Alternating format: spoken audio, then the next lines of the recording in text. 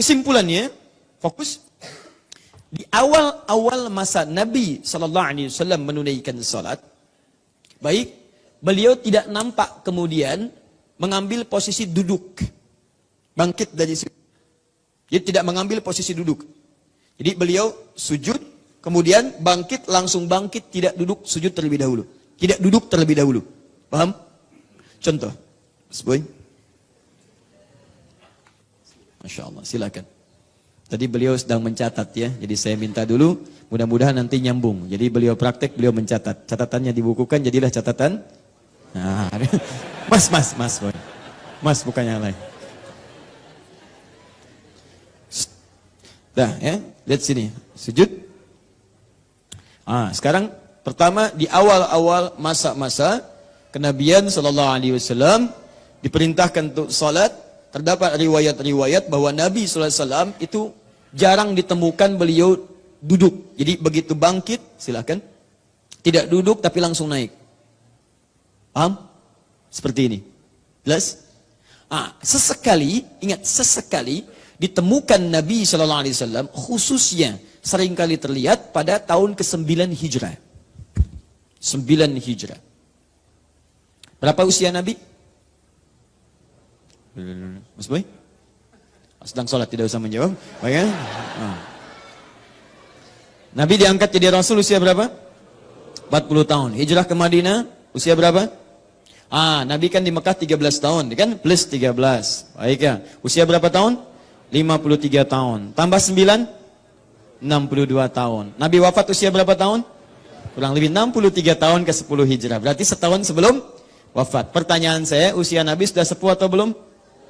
Sudah sepuh. Baik, salatnya berdiri atau duduk? Jangan mengarang. Jangan mengarang. Kalau tidak tahu katakan apa? Wallahu a'lam. Baik, setahun sebelum Nabi wafat, kebanyakan Nabi SAW menunaikan salat itu sering sekali beliau duduk. Bahkan salat malamnya sering duduk. Sering duduk. Karena ayat yang dibaca panjang. Tidak punya kemampuan terlampau lama beliau untuk berdiri. Saking inginnya tahajud, tapi sulit menyeimbangkan antara fisik dengan bacaan yang panjang itu. Kan sering saya katakan, Nabi kadang seringkali satu rakaatnya 5 juz 4 halaman. Baik, panjang berdiri, tidak punya kemampuan seperti biasa awalnya, maka beliau seringkali duduk. Artinya, fisiknya sudah mulai ada penurunan. Sudah mulai ada penurunan. Sebelum ini, kadang duduk. Tapi dalam keadaan-keadaan tertentu. Tidak setiap kali beliau bangkit, kemudian beliau duduk. Artinya, duduk yang dimaksudkan, silakan sujud. Kemudian bangkit, duduk dulu. Duduk semacam ini, untuk kemudian bangkit lagi, dilihat oleh para ulama hadis, posisi Nabi SAW saat duduk ini terlihat tidak sepenuhnya rutin dalam setiap sholat. Sesekali beliau kemudian duduk. Dianalisislah kemudian, kapan sesekali itu yang seringnya terjadi kemudian di akhir tahun sebelum wafatnya Nabi. Khususnya tahun ke-9 Hijrah. Diamati. Ternyata Nabi bangkit itu dalam kondisi-kondisi ingin mengambil tenaga kembali, rehat sejenak dalam artian mengumpulkan tenaga supaya bisa bangkit kembali.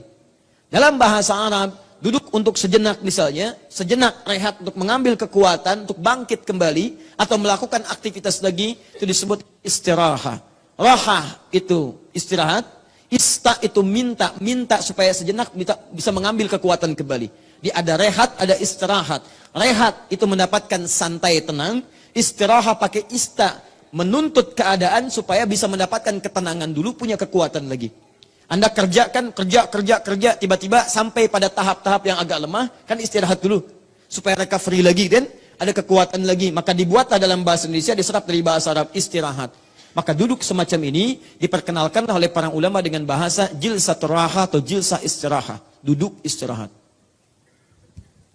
Kalimat istirahat inilah kemudian yang dipahami oleh para ulama, baik ahli hadis dengan ahli fiqih, dengan dua pendapat utama.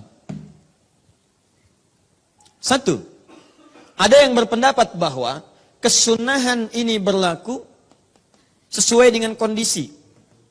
Artinya kalau kondisi Anda memang menuntut untuk bisa rehat sejenak pada saat itu, tidak langsung bangkit, bisa.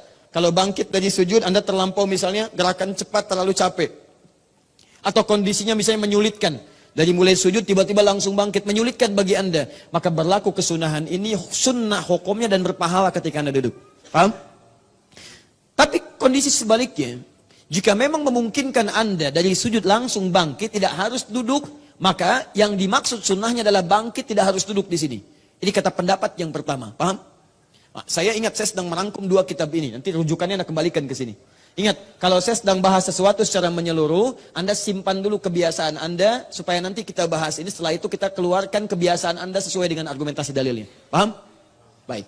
2. Ada pendapat kedua mengatakan, sepanjang Nabi mempraktekkan untuk duduk itu, jangan dilihat antara butuh tidaknya. Yang penting duduk itu dikerjakan oleh Nabi. Artinya posisi duduk itu, mau dalam keadaan kita perlu untuk duduk dulu, atau kita merasa kuat dalam bersemangat, tidak ada masalah. Karena Nabi pernah praktekkan keadaan duduk itu. Dan Nabi pernah tunjukkan pada satu kaum di tahun 9 Hijrah, kata Nabi, memberikan contoh pada mereka, lakukan seperti ini, duduk dulu. Dan tidak semua orang yang hadir pada saat itu memiliki fisik kondisi seperti Nabi. Artinya dia butuh istirahat, ada yang semangat, ada yang kuat. Ini menunjukkan kata pendapat yang kedua, tidak ada masalah. Duduk itu sangat dianjurkan. Sunnah di situ, baik dalam keadaan Anda misal sedang butuh tenaga, atau bahkan sedang kuat semangat, maka dianjurkan duduk terlebih dahulu sebagai contoh dari Nabi SAW. Paham seperti ini? Baik. Kira-kira pendapat 1 dan 2, mana yang benar? Yang cenderung 1 angkat tangan. Cenderung 2 angkat tangan. Alhamdulillah. Yang dua-duanya? Masya Allah. Yang benar adalah dua-duanya. Yang salah? Yang tidak sholat. Ya, sepakat ya? Jadi, 1 atau 2, ini hanya pendekatan cara memahami saja. Yang pertama mengatakan, iya, ini boleh duduk nih. Cuman Nabi itu kan duduk pada saat beliau merasa fisiknya kurang maksimal untuk bisa langsung bangun. Karena itu sunnahnya berlaku pada saat itu. Kalau tidak, nggak usah dikerjakan. Tapi yang satu pun bersepakat, kalaupun dia duduk, gak ada masalah. Dan tidak disebut dengan bid'ah. Ingat, bersepakat mereka kalau duduk gak apa-apa. Cuma bagi kami, praktek duduk itu dilakukan saat dalam keadaan butuh untuk duduk. Tapi kalau Anda mau duduk, silahkan saja, gak ada masalah. Paham? Yang kedua memahami, kalau saya agak berbeda. Kalau saya, sepanjang Nabi pernah kerjakan, artinya boleh dilakukan. Boleh dikerjakan. Karena Nabi pernah lakukan itu. Dan Nabi tidak mengingkari ketika ada sahabat yang sholat kemudian duduk dulu. Artinya itu boleh dilakukan dan ada pahala saat melakukannya. Paham? Baik. Imam Asy-Syafi'i berpendapat daripada tidak dikerjakan sama sekali, saya lebih baik kerjakan. Karena saat dikerjakan ada pahala diberikan, kalau tidak sama sekali. Paham? Alhamdulillah. Jelas ya? Ini persis sama saja dengan kunut. Ya, sama, hampir sama dengan kunut. Nabi pernah mengerjakan, setelah itu beliau kemudian tidak mengerjakan. Kata Ibnu Umar kadang beliau kerjakan, kata yang lain kadang tidak mengerjakan. Ya, Imam Syafi'i memilih untuk kunut, Imam Malik memilih untuk kunut, kemudian Imam Ahmad kunutnya nazilah, Abu Hanifah memilih tidak kunut. Mana yang paling benar? Semuanya benar. Yang salah yang tidak sholat subuh, kan? Alhamdulillah.